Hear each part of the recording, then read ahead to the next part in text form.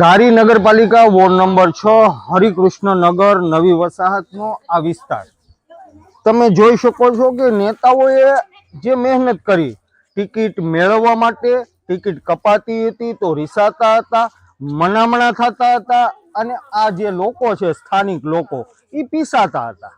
નેતાઓએ અત્યાર સુધી કોઈ કામગીરી કરી નહીં, નેતાઓએ અત્યાર સુધી ક્યાંય પણ રજૂઆત કરી નહીં।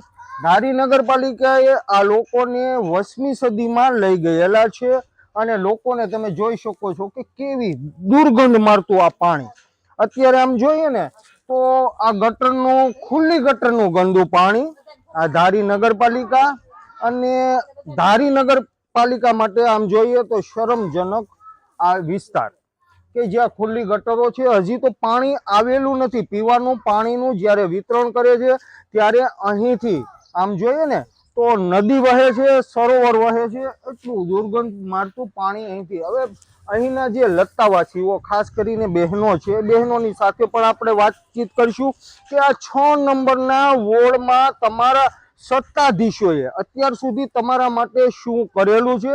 તમને આવી સરસ મજાનું ઇનામ સ્વરૂપે તમે અત્યાર સુધી આંખ વીંચીને જે મતદાન કરેલું છે એનું ઇનામ તમને આપેલું છે અને આ દુર્ગંધ મારતી ગટરો છે। મારી શું છે ખરેખર આ પરિસ્થિતિ?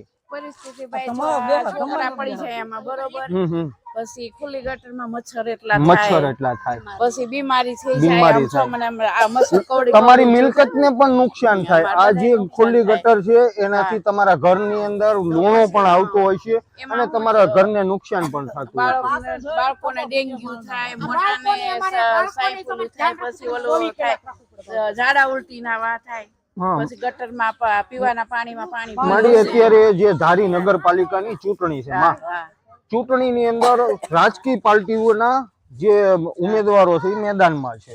તમારી પાસે મત માંગવા પણ આવશે, તમે એની પાસેથી શું આશા રાખો? 5-5 વખત આ લોકો ચૂંટાઈને આવ્યા ને રજૂઆત કરેલી બરોબર, પણ એ લોકોએ કોઈ દી ધ્યાન આપ્યું નથી અને આટલી ગટર ખુલ્લી મૂકીને વયા ગયા છે।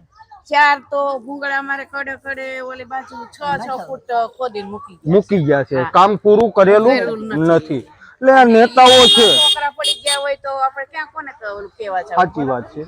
આ જે વિસ્તાર છે ને નવી વસાહત વોર્ડ નંબર 6 આ વિસ્તારની અંદર ખોબલે ને ધોબલે નેતાઓને લોકો મત આપે છે, નેતાઓ ચૂંટાય છે, નેતાઓ વાયદા વચન અને લોલીપોપ આપે છે।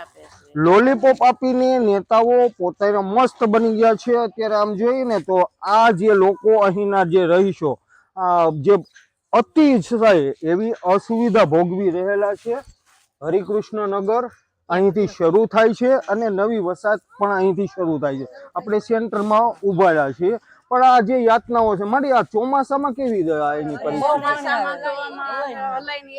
હાલવાનું જ નથી આ વિસ્તારના। આમ જોઈએ ને તો પેલા નેતાઓ રોડ બનાવે છે, મારી પાછળ તમે કેમેરામેનને કહીશ કે બતાવે, આ છે ગટરો, આ ગટર છે ખુલ્લી ગટરો અને આ ખુલ્લી ગટરને ખુલ્લી મૂકીને આ નેતાઓ આ જે ધારી નગરપાલિકા વયું ગયેલું છે અને અત્યારે દુર્ગંધ મારતું આ પાણી આ ખુલ્લી ગટર આ છે વાસ્તવિકતા હરિકૃષ્ણ નગર અને નવી વસાહત વિસ્તારની।